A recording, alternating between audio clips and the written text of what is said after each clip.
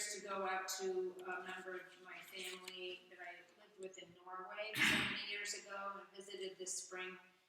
Their daughter has colon cancer, and I'm just hoping they have good medical facilities up there.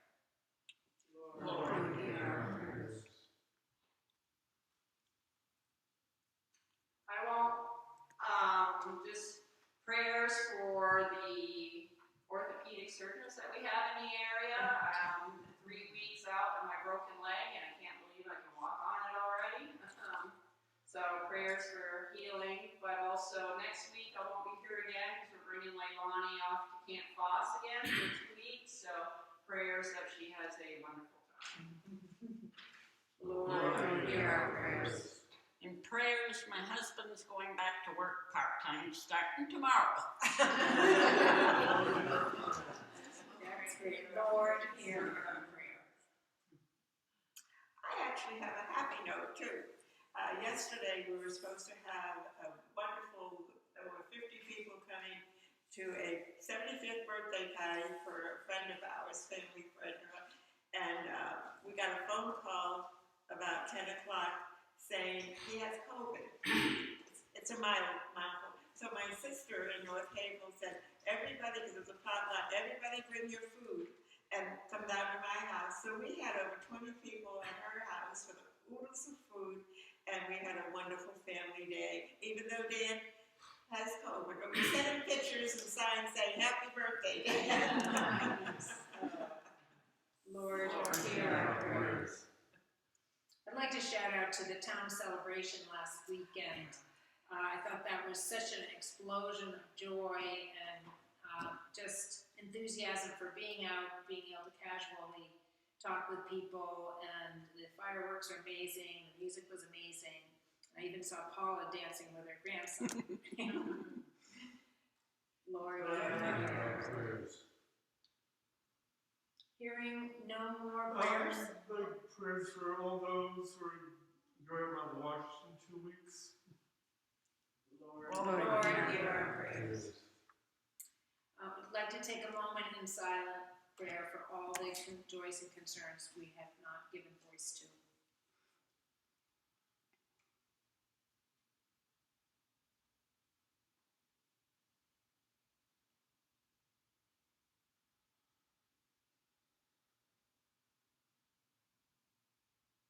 Lord, hear our prayers. I'd like to read together, have us read together the Maori version of the Lord's Prayer. Earth maker, life giver, pain bearer, source of all that is and all that shall be, Father and Mother of us all, loving God in whom is heaven, may the hallowing of your name echo through the universe. May your heavenly will be done by all creatures great and small, and may your commonwealth of peace and freedom sustain our hope and come on earth. With the bread we need this day, feed us. For the hurt we inflict on one another, forgive us. Through times of temptation, strengthen us. From trials too great to endure, spare us. From the grip of all that is evil, free us. For you reign in the glory of the power that is love. Amen.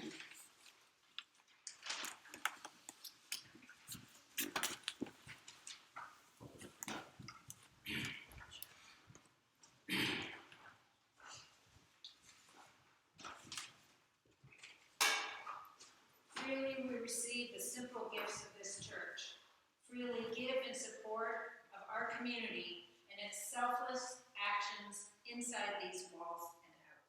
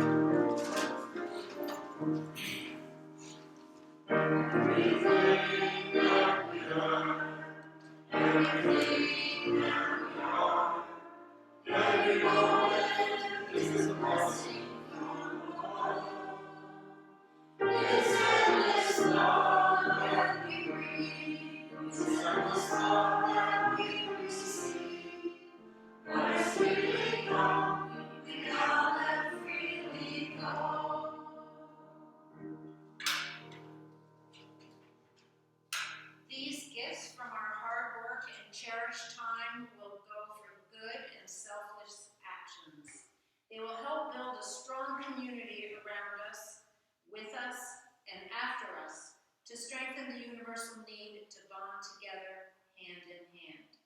For this, the church bows to you in appreciation.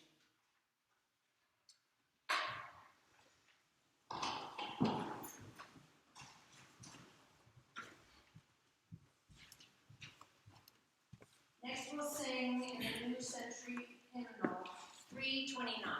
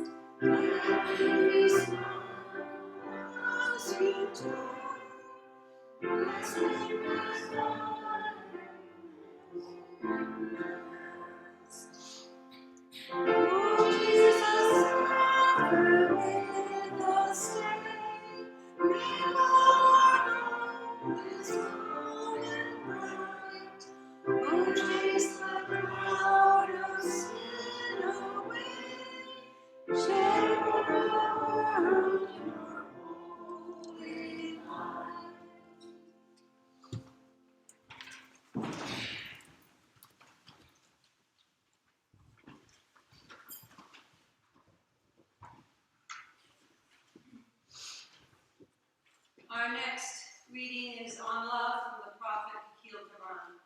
Speak to us of love. When love beckons to you, follow her, though her ways are hard and steep. And when her wings enfold you, yield to her, though the sword hidden among her pinions may wound you. And when she speaks to you, believe in her, though her voice may shatter your dreams as the north wind lays waste the garden. And even as love crowns you, so shall she crucify you. Even as she is your growth, so is she for your pruning. And even as she ascends to your height and caresses your tenderest branches that quiver in the sun, so shall she descend to your roots and shake them in their clinging to the earth. If in your fear you would seek only love's peace and love's pleasure, then it is better for you that you cover your head and let love pass you by.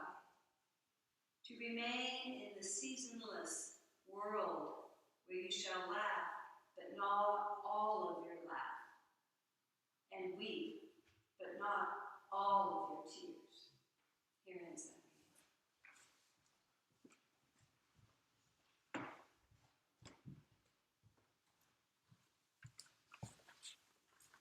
We've been through a time of deep isolation. It's difficult to even remember how to plan to have a small gathering. If we invite a group, how are we sure they are comfortable coming to a gathering?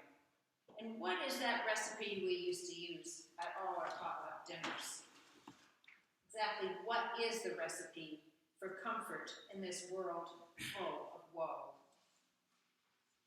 We're still deep in divisions which riddle our friendship groups, our peace of mind, our ability to exhale fully and rest from the turmoil.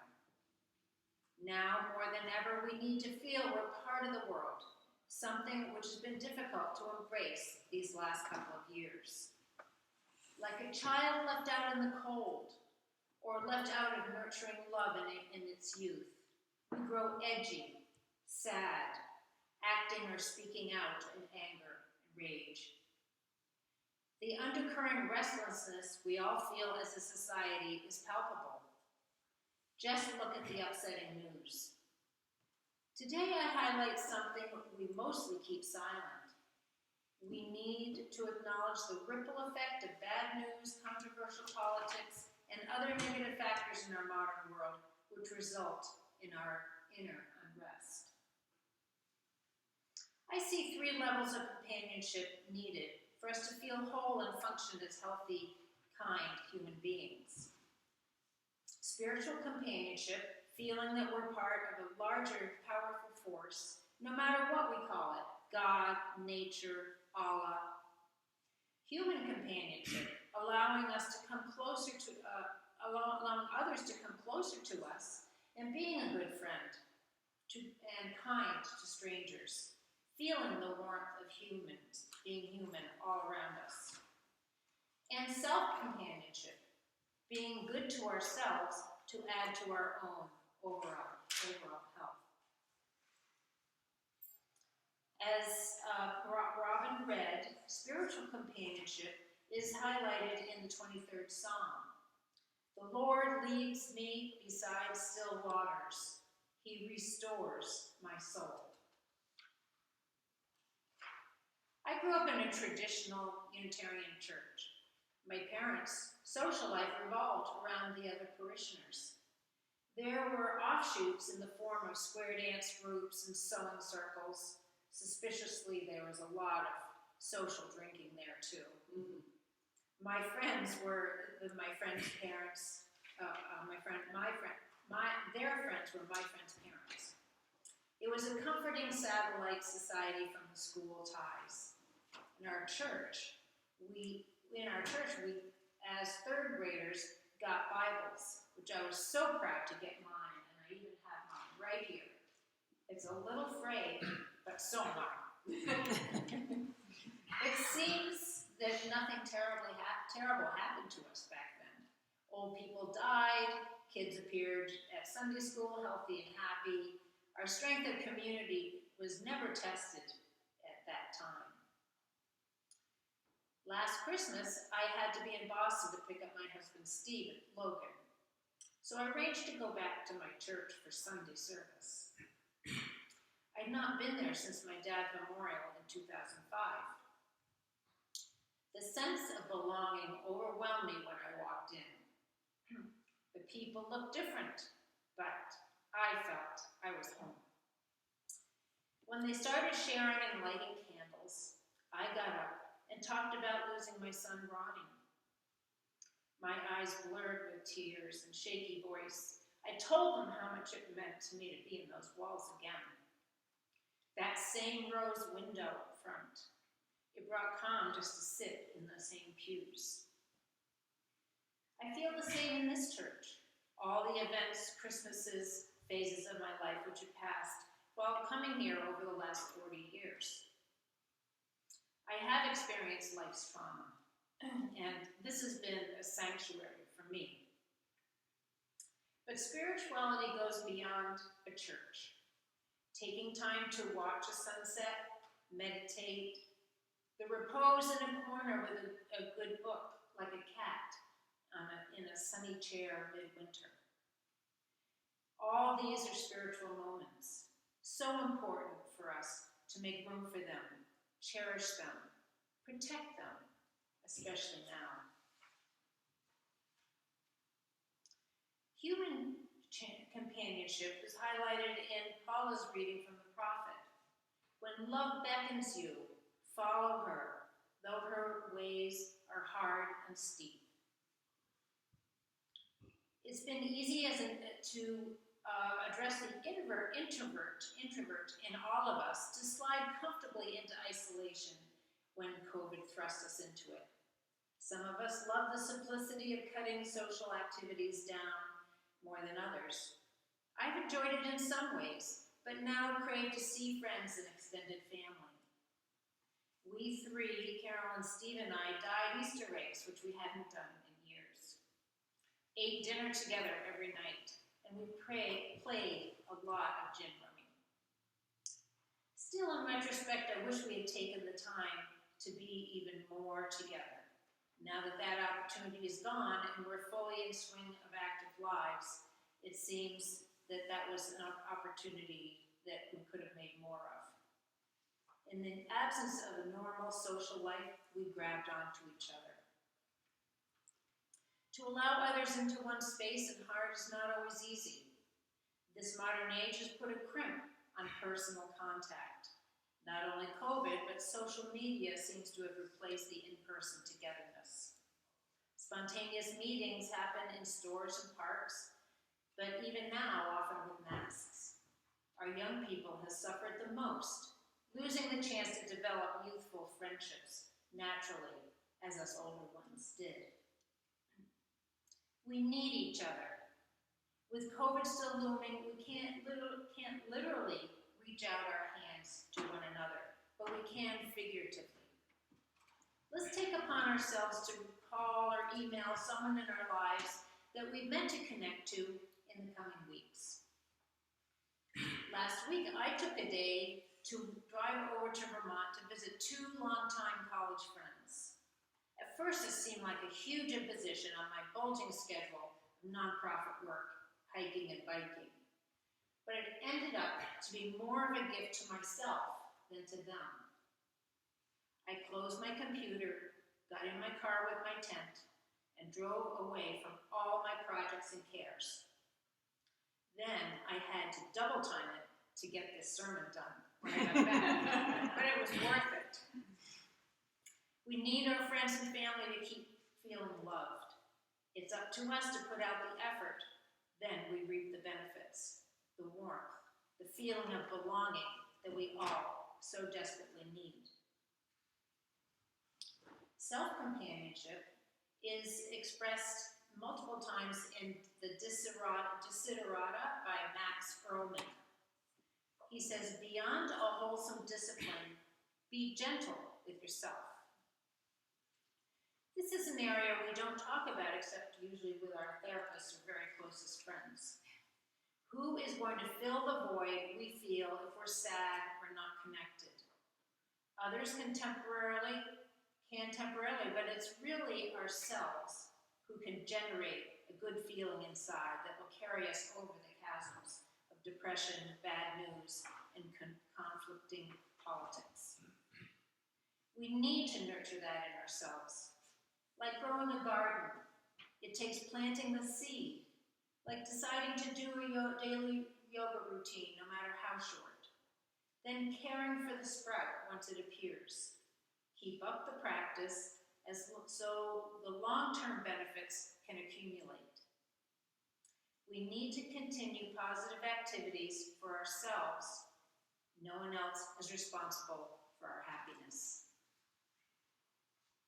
A walk by a stream, a hike, a moment playing music, singing or writing, making something for someone you love. These are all forms of self-nourishment. Let's each this week put aside 1 hour to do our favorite activity and approach it as our nirvana, food for our souls. Let's build it up so we can build ourselves up. These are all ways of connecting through tough times, in my view. I know each of you have your own views and your own practices. Let's notice them and accentuate them. Let's increase the effort to make room for them in our lives. in the name of stability through these trying times. We cannot control the world events, but we can control our reactions to them. May it be so.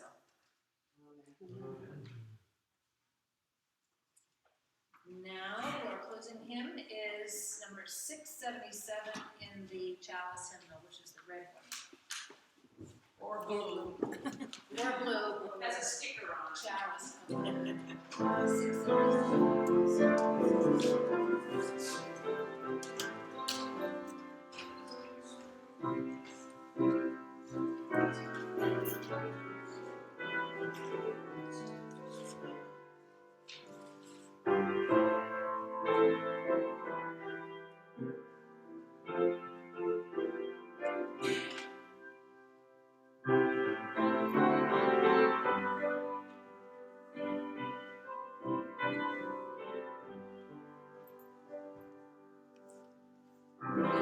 Let there be peace on earth, and let it begin with me. Let there be peace on earth, the peace that was meant to be. With God as Creator, children all are we. Let us walk with each other in perfect harmony. Let peace begin with me. Let this be the moment now. With every step I take, let this be my song now. To take each moment and live each moment in peace eternally. Let there be peace on earth, and let it begin with me.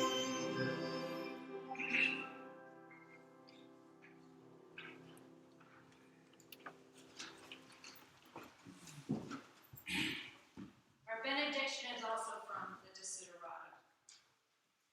And whether or not is clear to you, no doubt the universe is unfolding as it should. Therefore, be at peace with God, whatever you conceive him to be.